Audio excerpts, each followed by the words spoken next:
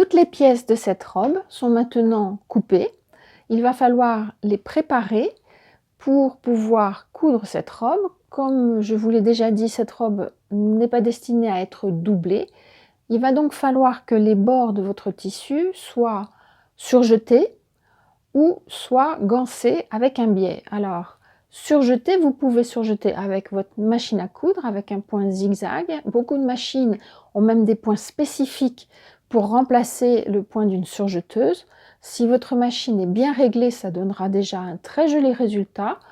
Si c'est possible, utilisez un fil moins épais, moins gros que le fil que vous allez utiliser pour coudre. D'une façon générale, on a toujours tendance à prendre un fil trop gros pour coudre, c'est vrai.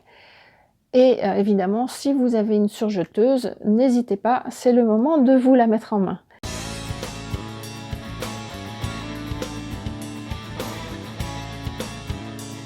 Bonjour, je suis Ania Camo de Ania Camo, Académie de mode, le seul endroit en ligne où vous pouvez trouver des cours de style, de modélisme et de couture de niveau professionnel et entièrement gratuit. Je vais vous montrer dans les travaux préparatoires comment fixer en haut ce pli creux. C'est un pli creux qui n'est pas destiné à être fixé tout du long, ni même à être vraiment marqué. Par contre, le début du pli creux va lui être bien repassé et on pourra également, au moyen d'une surpiqûre, je vous expliquerai ce que c'est qu'une surpiqûre, on va pouvoir fixer le début de ce pli qui ensuite s'ouvrira simplement et deviendra une ampleur additionnelle à cette robe qui, autrement, est plutôt droite. Maintenant, il va s'agir de fermer le pli creux du milieu devant. Ici, vous voyez la demi-encolure en V, l'autre demi-encolure en V, et ces deux pointes-là vont disparaître puisqu'elles vont être incluses dans ce pli creux. Alors, nous allons commencer par fixer le haut de ce pli. Alors là, c'est à votre convenance. Ici, je souhaite le fixer personnellement sur 4 cm de haut et j'ai en plus 1 cm de couturage ici. Donc, je décide que je vais fixer le haut du pli sur 5 cm en tout, mais nous n'en verrons que 4 sur l'endroit. Comment ça se passe? Je commence par plier bien précisément mon vêtement, puisque les deux devants sont symétriques. Voilà, le plus précisément possible. Et on voit bien que les deux creux ici doivent normalement correspondre parfaitement. Voilà. Ici aussi, je vais placer des épingles pour être sûr que rien ne bouge. Ici et une autre un petit peu plus bas. Maintenant, si je mesure, je sais que mon pli en entier fait 6 cm parce que j'ai fait le patron avec un pli de 6 cm. Je vais donc marquer, alors là je suis à la craie parce que c'est un tissu foncé, je vais donc marquer des repères à 6 cm. Je suis sur l'envers bien sûr, pour ne pas marquer mon endroit, parce que la craie ne s'efface pas toujours, bien qu'on vous dise le contraire. Moi je préfère, quand je suis à la craie, je préfère travailler sur l'envers. Alors ici j'ai donc dit 4 plus 1, je vais donc arrêter ma couture à ce niveau-là. Et pour être sûr que tout est bien droit, je continue. Voilà.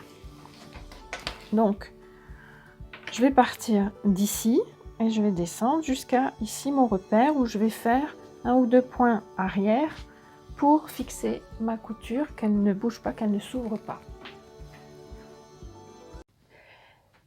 Je vous rappelle que mes cours sont publiés sur mon blog aniacamo.blog et que sur ma chaîne YouTube, vous ne trouverez que les vidéos. Mais si vous ne regardez que mes vidéos, vous allez rater une partie du cours, c'est-à-dire que vous n'aurez pas tous mes commentaires, tous mes conseils, vous n'aurez pas les documents à télécharger et vous n'aurez pas non plus les travaux que je vous que je vous encourage, je vous suggère de faire chez vous pour vous entraîner. De plus, dans mon blog, les vidéos sont présentées dans l'ordre du cours, alors que sur YouTube, en fonction de la fréquence de vue des vidéos et de la playlist dans laquelle vous vous trouvez, les vidéos ne seront pas forcément dans l'ordre. Donc si vous ne comprenez pas comment fonctionne mon cours, c'est parce que vous n'êtes pas dans mon blog, vous êtes sur ma chaîne YouTube.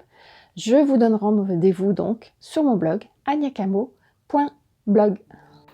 Voilà ce que cela doit donner, ma couture ici qui part jusqu'à mon repère pour commencer à fixer ce pli creux. Parce que je ne veux pas qu'il s'ouvre tout de suite dès le début de en haut, en dessous de l'encolure. Donc voilà ce que ça donne sur l'endroit.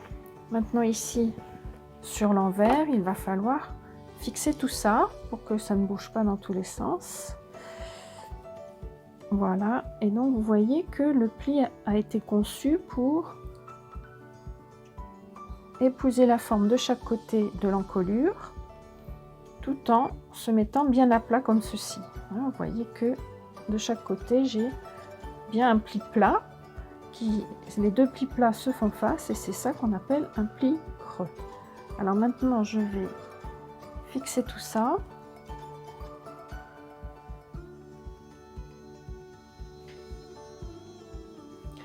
Le long de l'encolure, pour être sûr que cela ne bouge pas, pendant que je vais fixer ma petite bande, je vais simplement faire un point droit dans la marge, c'est-à-dire pas à 1 cm, mais par exemple à 0,5 ou 0,6 cm, pour que ce point reste invisible une fois que j'aurai terminé mes coutures.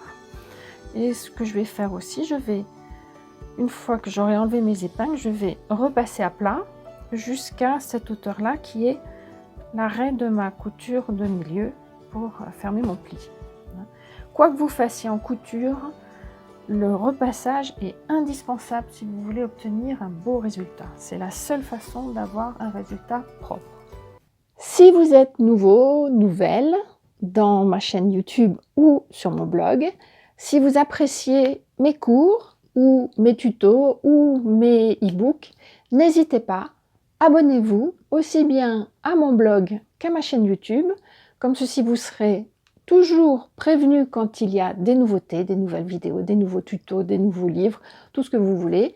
C'est très important pour moi parce que c'est grâce à votre trafic, à vos interactions, à vos likes, que des gros sites comme YouTube et comme WordPress où se trouve mon blog s'intéressent à moi et peuvent me financer en partie pour que je puisse continuer ces cours gratuits. Et donc ce sont des financements grâce à des publicités et ce que l'on appelle des articles également sponsorisés.